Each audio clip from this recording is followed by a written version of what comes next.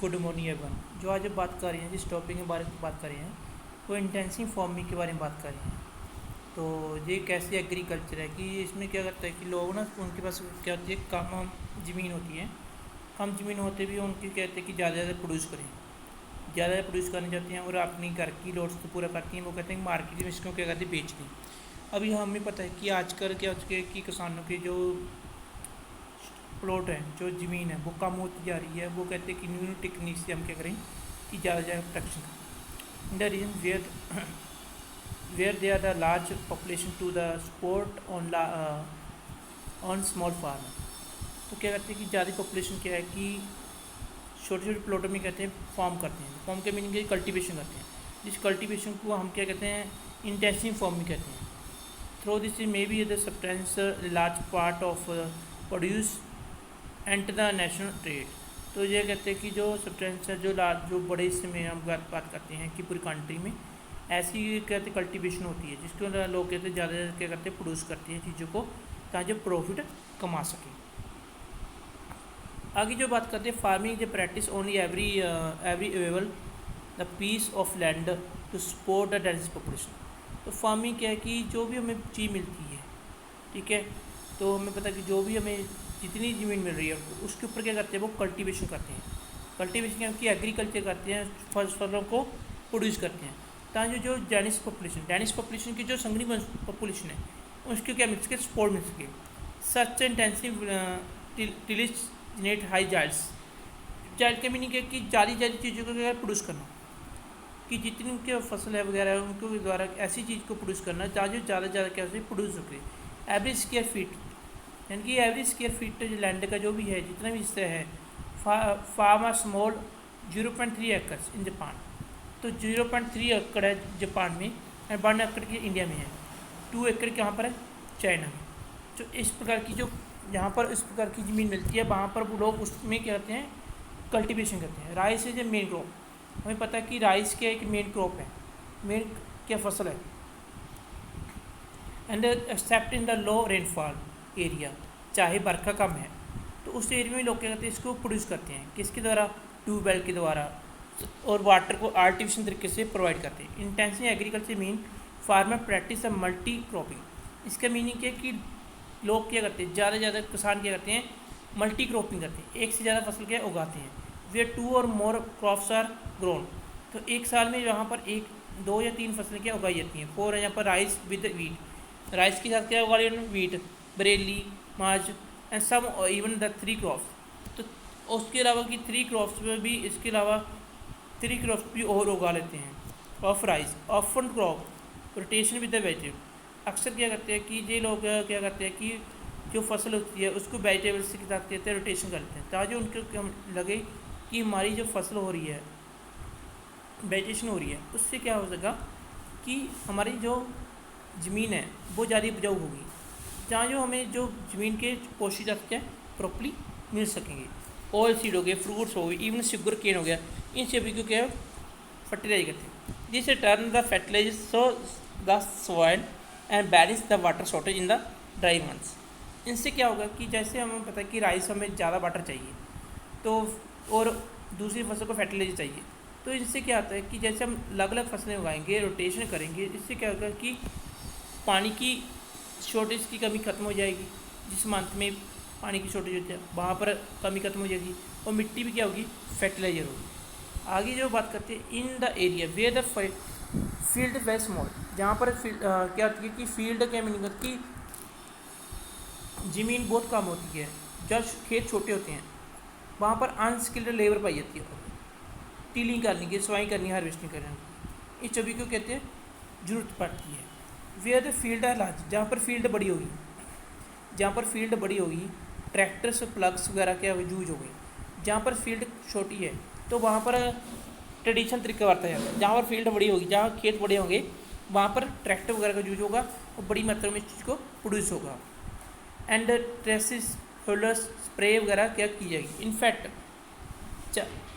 क्या जापान में क्या वेयर फील्ड, चाहे खेत तो बहुत छोटे हैं, स्पेशल ट्रैक्टर हैं उनके पास, ताकि वहाँ पर वर्क कर सकें स्मॉल फील्ड के लिए। उनके पास न्यू टेक्निक है, लेकिन हमारी इंडिया पर इतनी टेक्निक नहीं है। In the order to ensure the high yields, ज़्यादा अच्छी खादों का जब बीजों का यूज किया जाता है।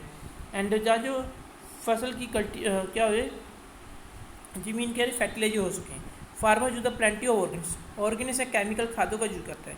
ऑर्गेनिक होता है कि मैनुअल खाद जो हम कहते हैं गोही की खाद उसका यूज करते हैं। केमिकल जो फैक्ट्री में बनती है उसका यूज करते हैं।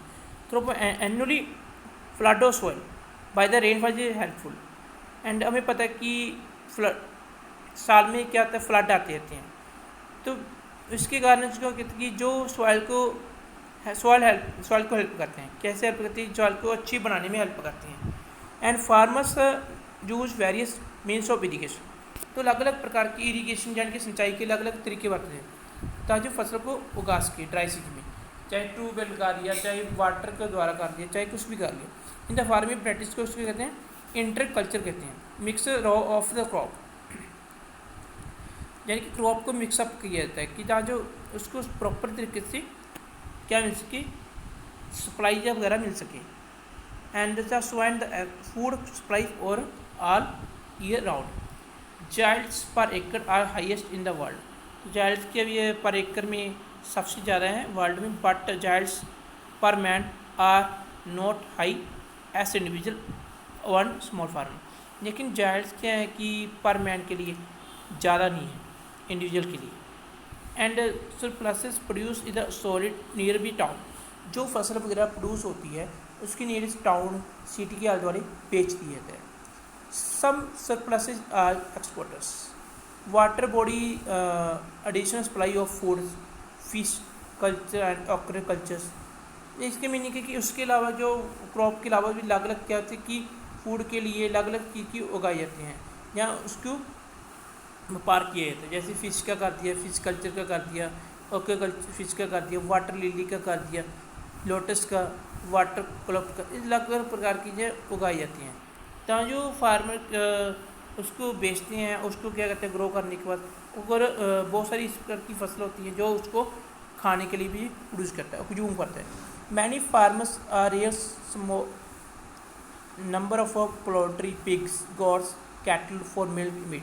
लेकिन बहुत सारे फार्मर होते हैं कि उनके पास छोटी छोटी गिनती में पोल्ट्री होते हैं, पिग्स होती हैं, गोड्स होती हैं, कैटल्स होती हैं ताकि उनको मिल्क मिल सके और मीट मिल सके। तो ये था हमारा ये टॉपिक। आगे हम जो बात करने वाले हैं वो नोमैटिक्स हेडिंग के बारे में बात करें।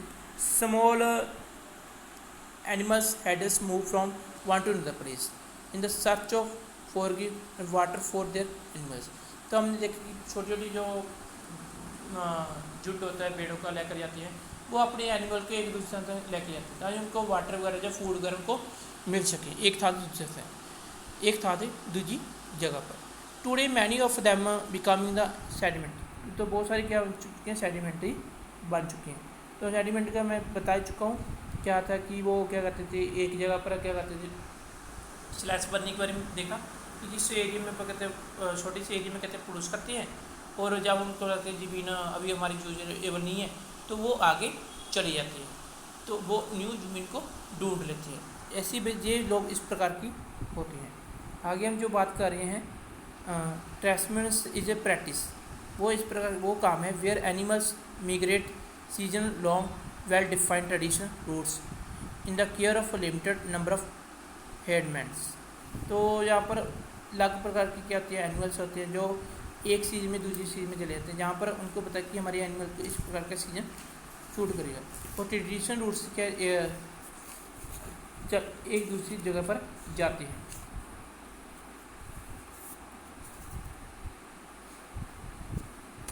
Amount of grass, water, tans, how to long they stay in the place as well direction the movement.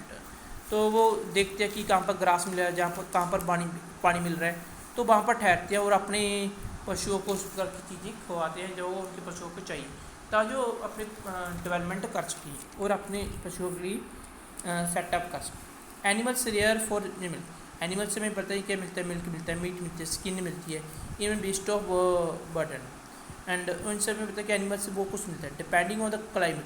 वो क्लाइमेट के ऊपर डिपेंड करते हैं कि क्लाइमेट किस प्रकार का है। यदि क्लाइमेट पशुओं के अनुसार नहीं है तो वो आगे नेक्स्ट जगह पर चले जाएंगे। नोमैडिक्स तो कैटल, शिप, गोट, रेंडस, कैमल्स, जैक, इसमें ये एनिमल आते हैं जिनको वो एक साथ दूसरे पर लेकर जाते हैं। The animal feed a natural vegetation, तो एनिमल्स को वे नेचुरल वेजिटेशन क्या खवाते हैं कि जिसके उनको सेटअप हो सके, उनका गुजारा हो सके। Grass in the warmer month and return in the herds to the permanent village in the winter, तो वो कहते हैं कि जहाँ पर ग्रास होता है वर्म, वो वहाँ पर चले जाते हैं और सर्दियों में वो वापस आ जाते हैं अपने जहाँ पर वहाँ रहते हैं। Animals produce for local consumption, animals जो प्रोड्यूस करते हैं वो अपनी लोकल कंजप्शन के लिए प्रोड्यूस करते हैं। The nomadic community often exchange any surplus for agriculture and manufacturing goods, जो अक्सर क्या करते हैं कि अपनी फसलें वगैरह एक्सचेंज करती हैं या बहुत सारी गुड्स बनाती हैं जिससे गुजारा हो सके। Many groups are becoming sedentary, and so far we have been studying the substances agriculture activity does not contribute so much international trade। तो हमें पता है कि हमें क्या मिलता है सब्सटेंस एग्रीकल्चर है, वो इतना ज़्यादा क्या नहीं पा रही है इंटरनेशनल ट्रेड में हेल्प नहीं कर रही, क्योंकि हमें पता है कि छोटी सी प्लॉट पर ही सब कुछ हो रहा है, तो इससे ज़्यादा हमें इतना ज़्यादा प्रॉफिट नहीं हो रहा। The output is mostly local requirement, ये हमारा जो भी आउटपुट है ये लोकली स्टेट लोकली लोगों के लिए ज़रूर क्या हेल्पफुल हो रहा है, लेकिन हम कहते हैं कि इसका इंटरनेशनल ट्रेड होगा इट नॉट पॉसिबल। तो हमें चाहिए कि ऐसी सेटअप करना है ताकि जो इंटरनेशनल ट्रेड भी इंक्रीज हो सके। In the following section we shall be discuss, तो हम आज जो बात करने वाले हैं कमर्शियल फार्मिंग के बारे में बात करें। कमर्शियल फार्मिंग होती क्या है, तो आपको बता दूं कि जो फसलें इस प्रकार प्रोड्यूस की जाती हैं जिसके द्वारा वो लोग मंडी में बेचकर या बड़ी बड़ी चीज़ों में बेचकर वहाँ पर कमाई कर सके। वहाँ पर क्या करते हैं कि लोग जो क्या करते हैं कि जायज़ मात्रा में फसल उगाती है, जो जायज़ मात्रा में फसल उगाएंगे तो उनकी टेक्निक भी अच्छी होगी और उनके लिए सीड्स भी अच्छी होंगी, और उनके बाद जो तैयार होते हैं, मान लीजिए जो संद होते हैं वो भी क्या होते हैं, अच्छे होते हैं। Whatever once the temperate grassland, तो आज अब जो बात करने वाले हैं इस टॉपिक के बारे में वो कमर्शियल फार्मिंग के बारे में बात करें। What once the temperate grassland and today granaries of world, today the prairie steppes land are use for cultivation grain. हमें पता है कि बहुत सारी इस प्रकार ग्रासलैंड है जो ग्रास के वो वहाँ पर क्या चुकी है कि प्रेरी हो गया या स्टेप हो गया, वहाँ पर हम क्या करते हैं कि कल्टीवेशन हो रही है। कि मीनिंग है कि ग्रास लैंड होगी, जो घास के मैदान है वो वर्ल्ड में पाए जाते हैं, वहाँ पर आज भी क्या हो रही आज कल्टीवेशन होने लगी है, जिसके आपको दो यहाँ पर प्रेरी एंड स्टेपे। स्पेशली वीट को बहुत बड़ी मात्रा में क्या उगाया जा रहा है, and the bulk of which world trade, जो वर्ल्ड ट्रेड के रूप में एक काम करती है।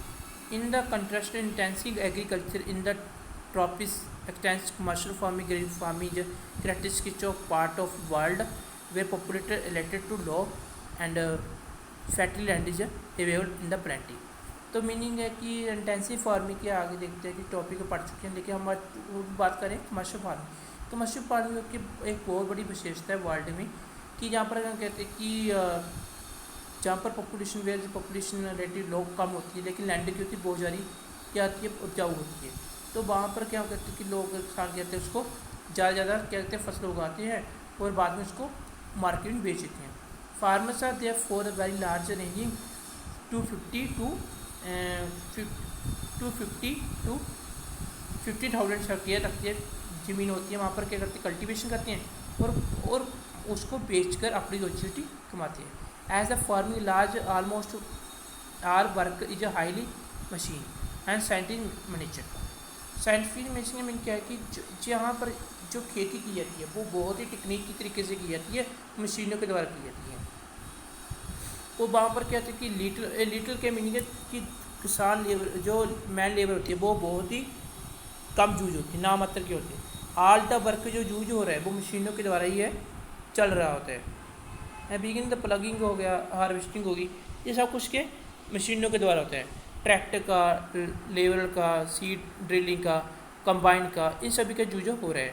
Reap threshing, winnow and shake of grain, जो भी हम कटाई करते हैं, बिजाई करते हैं, चाहे हमने वाटर देना है, चाहे हमें खाद डालनी है, चाहे हमें सीड्स डालने हैं, सब कुछ करना है वो हम किसके द्वारा करेंगे, मशीनों के द्वारा करेंगे। इस टाइप को हम क्या कहते हैं, इस type of agriculture therefore capital intensive. इस कर की जो फसल जो हो रही है, इस कर की जो पर बुझाई होती है, जहाँ होती है, वहाँ पर मशीनों की ज़रूरत पड़ती है और पैसे की भी ज़रूरत पड़ती है।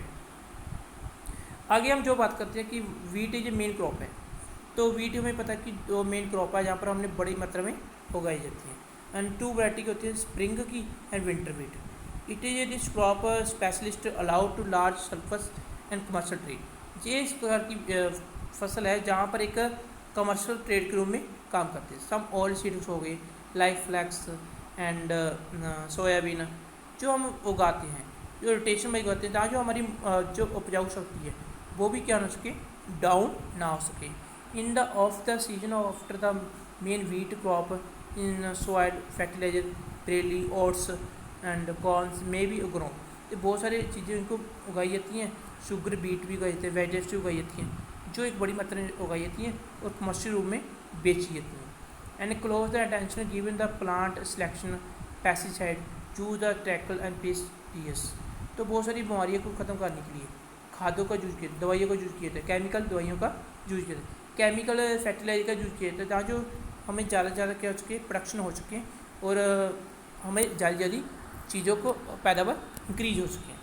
जाइल्ड्स में भी लो पर hectare but yields performance very high. तो हमें पता है कि चाहे ज़मीन कैसी हो तो लेकिन कम हो, लेकिन फार्मर क्या करेगा, जारी की अगर उसको प्रोडक्शन करेगा।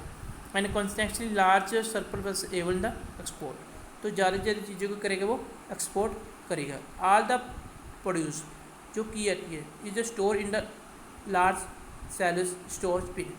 क्या मीन कि जो चीज़ प्रोड्यूस होती है उसको बड़े बड़े गोदामों में स्टोर किया जाता है। Before packed and shipped out, बेचने से पहले, यानी बेचने से पहले उसको, बेचने से पहले उसको स्टोर किया जाता है। In the temperature land monocultures और constructing on the cultivation of one crop, all crop special and therefore very high yield. इसलिए कहते हैं कि बहुत बड़ी मात्रा में उगाई थी और इसमें कमाई के रूप में वो फार्म प्रोड्यूस करते हैं। आई थिंक आप लोगों को समझे हो ना। Thank you.